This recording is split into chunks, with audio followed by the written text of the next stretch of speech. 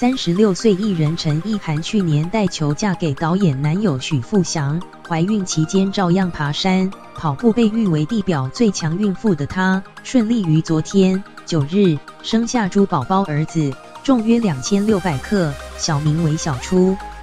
陈意涵透露，自己待产时都在玩拼图，直呼拼图拼完，你儿子也出来了。陈意涵今天10日下午在脸书晒出儿子的脚丫照，他写道：拼图拼完，你也出来了，我叫小初，世界您好。据苹果报道，陈意涵3日被记者问起生了没，她自己也觉得纳闷，没想到过没几天儿子就来报道。怀孕期间还是照常，甚至还曾挺着孕肚在釜山影展倒立的她，被封为地表最强孕妇，整个孕期只胖了3公斤，令人感到不可思议。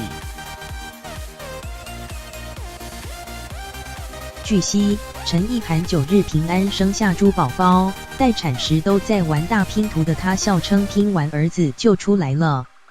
据 ETtoday 报道，陈意涵将儿子取名为小初，其实背后有超浪漫的原因。